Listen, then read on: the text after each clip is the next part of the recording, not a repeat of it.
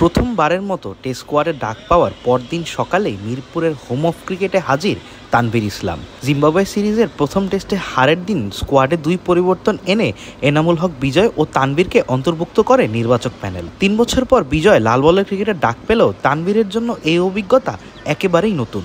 এর আগে রঙিন জার্সিতে ডাক পেয়ে দেশের হয়ে মাত্র 4টি টি20 খেলেছেন তানভীর। তাই চট্টগ্রাম টেস্টের জন্য ডাক পাওয়া এই স্পিনার এবার লাল বলে নিজের সামর্থ্যের জানান দেওয়ার আগে বৃহস্পতিবার মিরপুরে হাজির হন সকাল সকাল। প্রথমবারের মতো টেস্ট স্কোয়াডে ডাক পাওয়া তানভীর অবশ্য আছেন খেলার মাঝেই।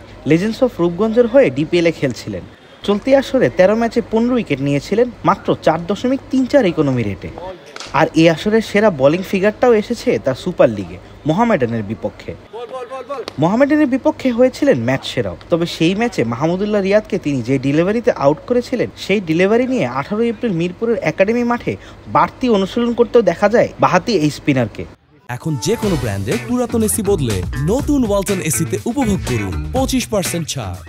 কেননা মাহমুদুল্লাহকে 17 এপ্রিল আর্ম ডেলিভারিতে বোল্ড করেছিলেন তানভীর, যা ব্যাটার স্পিনের জন্য খেললেও সোজা গিয়ে আঘাত করে তার স্টাম্পে। অর্থাৎ আর্ম ডেলিভারিতে মাহমুদুল্লাহকে বোল্ড করেছিলেন তিনি। তবে ব্যাটারকে আউট করা সেই ডেলিভারিটি নিয়ে পুরোপুরি সন্তুষ্ট ছিলেন না তানভীর। তাই তো পরের দিন সোহাগ গাজীর তত্ত্বাবধানে সেই আর্ম ডেলিভারিকে আরও পাকাপোক্ত করতে প্রায় 40 মিনিটের মতো অনুশীলন করেছিলেন বাহাতি এই স্পিনার, যেখানে গাজী তাকে বলের গ্রিপ ধরা থেকে শুরু করে ল্যান্ডিং ও বল ছাড়ার সময় কত গতি হবে এবং হাত কোন অবস্থায় থাকবে তা বারবার বুঝিয়ে দিচ্ছিলেন। যদিও তানভীর সেদিন এই ডেলিভারি পুরোপুরি আয়ত্ত করতে পারেননি। তাই তো টেস্ট স্কোয়াডে ডাক পাওয়ার পরদিন সকালেও তানভীরকে দেখা গেল সেই ডেলিভারি নিয়ে ব্যস্ত থাকতে। তবে তানভীরের এই গল্পে যে বদলে গেছে বলের রং। সাদা বলের পরিবর্তে এখন লাল বলে সেই ডেলিভারিতে নিজেকে আরও মানিয়ে নেওয়ার চেষ্টা করছেন বাহাতি এই স্পিনার, যেন চট্টগ্রাম টেস্টের সুযোগ এলে নতুন কিছু দিয়ে প্রতিপক্ষকে ব্যাকফুটে ঠেলে দিতে পারে। যদিও লাল বলে অনুশীলনের ক্ষেত্রে মার্কার রেখে বেশিরভাগ সময় লাইন টু লাইন বল করার চেষ্টায় ছিলেন তিনি, যেমনটা টেস্টে বল করতে হয়। তবে তানভীর এই ডেলিভারি করার ক্ষেত্রে যে সমস্যায় পড়ছিলেন সেটা হলো বল উইকেটে পড়ার সঙ্গে সঙ্গে স্পিন করছিল।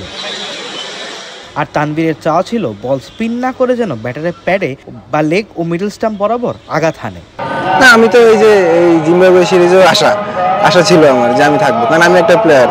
আমার অবশ্যই আশা থাকবে আমি ন্যাশনাল টিমে খেলবো, আমি ইন্টারন্যাশনাল খেলবো, অনেক আমার একটা রেকর্ড থাকবে, এরকম তো আমার সবসময় আশা থাকে। আমি সবসময় চাই আমি যে এই যে জিম্বাবুয়ে সিরিজ এই ম্যাচেও আমার আশা ছিল যে আমি ডাক পাবো। আবিদ মোহাম্মদ, ক্রিক ফ্রেন্জি।